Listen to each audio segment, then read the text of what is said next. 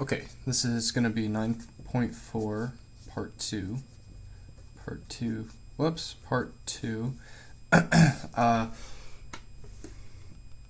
Alright, let's get straight into it. This is going to be about, well, the main formula we're going to use is this so-called maximum purchase price formula. So what we're going to be considering is what is the maximum price of a house that you can afford based off of your monthly pay and other details about a particular loan or a mortgage you might get. So first, let me read these first two little paragraphs real quick. I'll go ahead and put the book here too, so if you'd like to follow along, you can. In 2007, the United States had a major financial crisis occur when variable interest rates on home loans escalated, causing many homeowners to lose their homes. As a result, financial education about mortgages became key for consumers, right? Hence this class, right? According to financial experts, monthly home mortgage payments should cost less than 25% of your monthly take-home salary to avoid being overburdened with home loan debt. So that would be nice, right? If our if our mortgage, our house payment was 25% or less of your monthly pay. So they give an example here. If you take home $2,000 a month, then 25%, how do you find 25% of that, right? 2,000 times 0.25, that would be the mortgage you could afford per month on that on that pay. So it's recommended to stay within that 25% range. Okay, it says the following formula can be used to calculate the maximum purchase price attainable based on a set monthly payment and predetermined interest rate and time period. Okay, so what is this formula for? Let me write it down. It's called the maximum purchase price, and it's equal to the monthly payment that you can make. So you have to know your monthly payment that you can afford.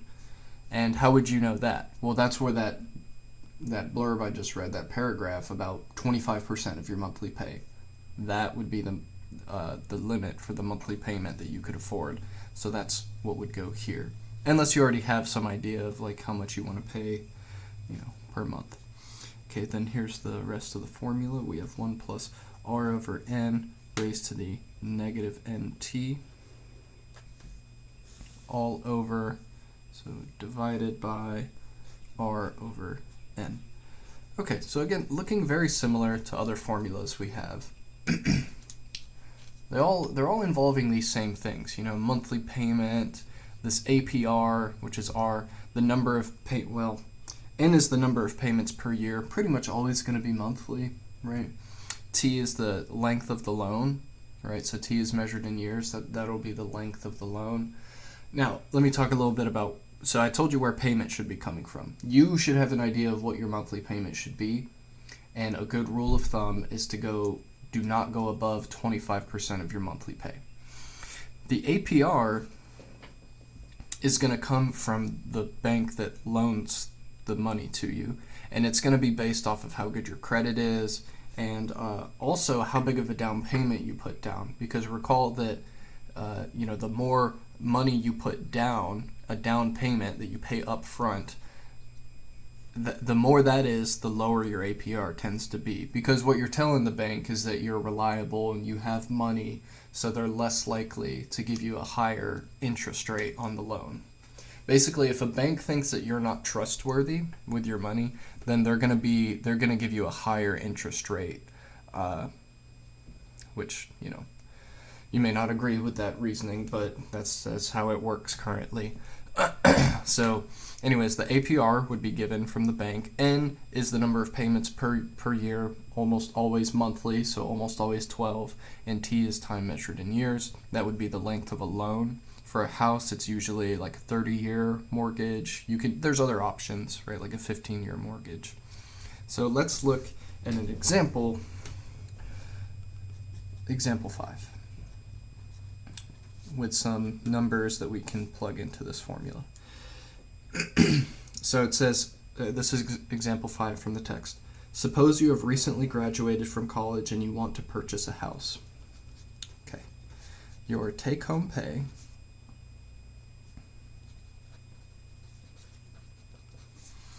is $3,220 per month. Okay.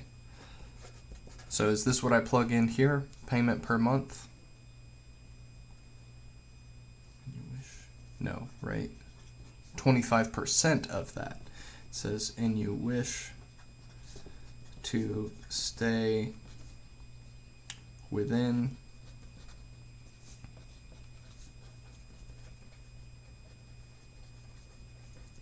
the recommended guidelines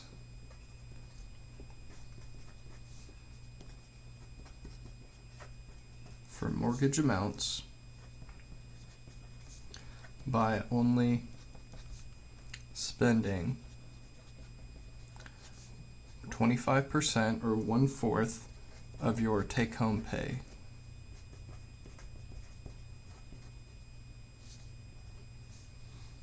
Take-home pay on a house payment.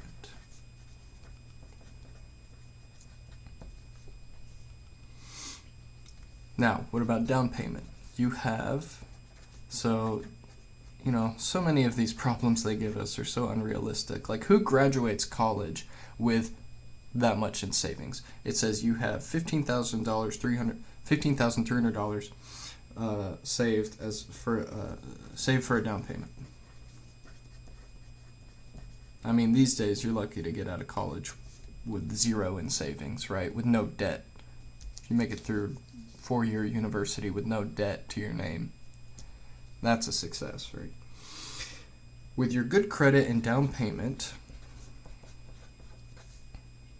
so say you have good credit and this down payment that you have, you get a low APR, and let's say you get an APR from your bank of 3.37% compounded monthly.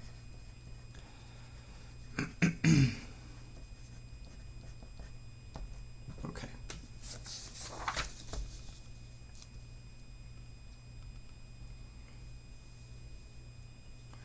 Question A says,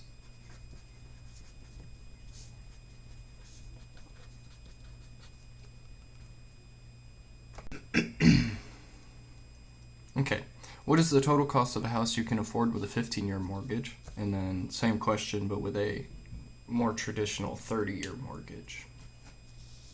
Okay, long question, but everything that we need is here. All right. Okay, so let's set this up. Part A. What do we need first? We need the advised monthly payment, right? In other words, what's the maximum that we can afford if we wish to stay within the recommended guidelines by only spending 1/4 of our take-home pay? Well, we'll take that $3,200, or whatever it was, $3,220, and divide it by 4, aka multiply it by 25%. So 3,220 times, convert the percent to a decimal, so 0.25, $805. So that's the mortgage that we can afford if we make this much, and we stay within that guideline of only paying 25%. Okay. So this is going to be the payment in this formula. N will be 12, R will be this percentage as a decimal, and T will be 15 years because we're doing a 15-year mortgage. So I'll say max, I'm just going to write it as max price to shorthand it a little bit, is equal to payment, oh gosh, not 85, 805 payment times 1 minus 1 plus, and then 0.037 over 12, 12 because we're making 12 monthly payments per year, and then raised to the negative 12 times 15. T is 15 for part A. Okay, and close that, and then all over divided by 0.037 over 12. Oops. Okay, run this calculation, so I'll say, well, 805 and already in my calculator times 1 minus, another parentheses, 1 plus 0.037 divided by 12 raised to negative, so this negative button, 12 times 15, close that parentheses, then close the bracket. You can go ahead and hit equals at this point, that's fine, that just takes this whole numerator, and now you divide, so to get to the denominator we're dividing, and then parentheses are necessary here because this, anytime, anything that's going on in the denominator should be wrapped in parentheses so that your calculator knows you want to divide by the whole thing. Alright, so we're getting a large number, which makes sense. This is the cost of a house, so let me say approximately 111073.64, add my dollar sign, add my comma, there we go.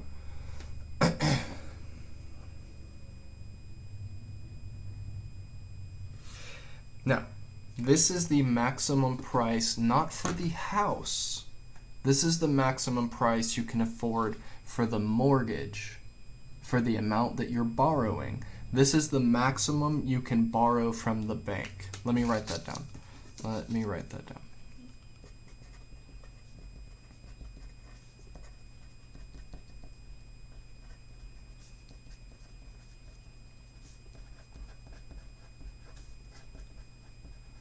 From the bank with a monthly, with you making a monthly payment of $805 and on a, what's the other stipulation about this? 15-year loan. Okay, but it's not the maximum price for the house. It's the maximum price for the loan you can afford to borrow from the bank. What is the maximum price for the house then?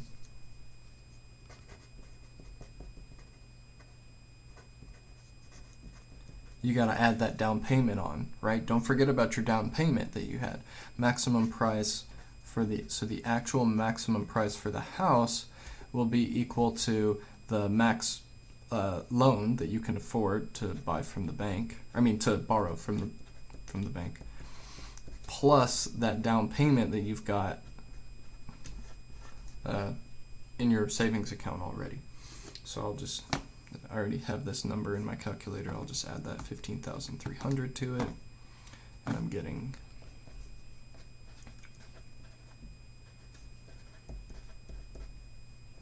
there it is. That is the actual maximum price for a house that you could afford. So just don't forget about that down payment, right? So give me 1 second because the book has a slightly different answer. Oh no, I did the APR wrong. You see what I did? Maybe you already noticed and it was like driving you crazy the whole time. Should be another 3 in my APR. Okay, there. It's fixed. 0.037, not 0.37. Or, whatever I wrote. 0.037 is what I wrote, but it should have been, there's 2 3s there. So, I'm actually getting a little bit more for my 617.82. This is the max price for the loan I could afford, and then the max price of the house, still going to add the down payment on.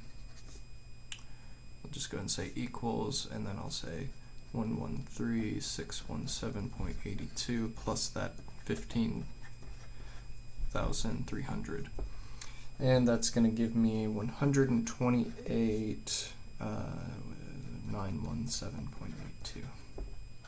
There we go. So just dropping that, changing that percentage slightly made me off by like $2,500 roughly.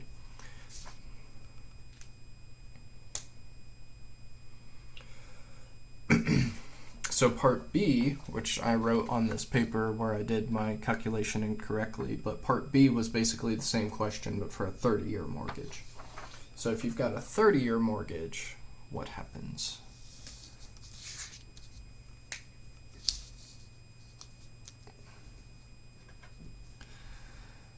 Your monthly mortgage would still be the same, like that 800 and what was it 805 would still be the same, because that's based off of your take-home pay, so that won't change. So I'm going to have my max price, my max purchase price for the mortgage I can afford. Remember, the mortgage is the loan, so it's going to be 805 times. The calculation is going to be exactly the same, except, let me get this right, 337. There we go. Except it's going to be a 30 up in the exponent position for time instead of 15. So right there it was 15 last time, but now it's 30, because this is a 30-year mortgage.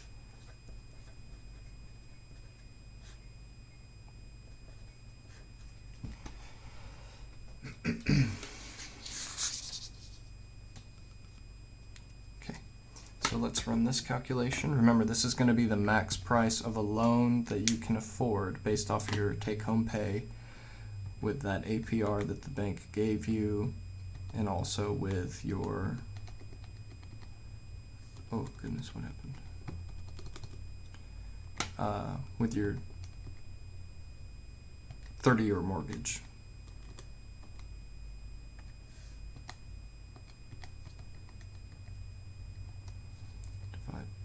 Divided by 0.0337 divided by 12. Okay. It's a lot more, which makes sense. It's twice as long, right?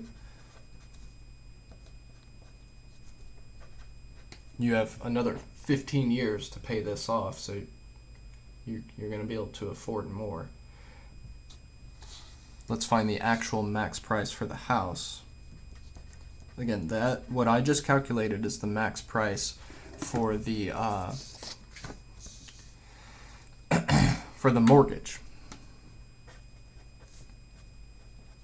So if you want the max price for your house, all you have to do is just add your down payment on that you're willing to spend.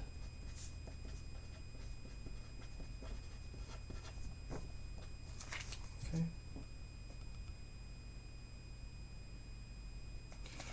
And what do we get there?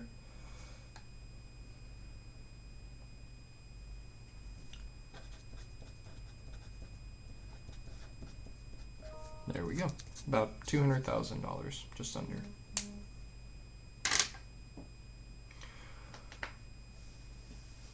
Okay, so there's two uses, of that maximum purchase price formula. Just keep in mind that last little step where the maximum purchase price formula is telling you the mortgage, the maximum mortgage you can afford. The actual maximum price for the house you can afford is just going to be that mortgage you can afford plus the down payment. So this is the last, this is it for the new material for, I guess I'll leave this formula here, for this whole course. The section concludes with a few little items for advice for good financial habits, like make a budget, control impulse spending, have an emergency fund, be a smart consumer, blah blah blah. So probably wouldn't hurt to go read those. And that's on it's the last page or two of section 9.4. I'll basically sum it up for you. If you want to be able to save money, don't spend it. That's basically what all this boils down to. Don't spend the money unless you have to, and pay your bills on time. And yeah. This is a good chapter to end on. Lots of good real life math. All right. That is it.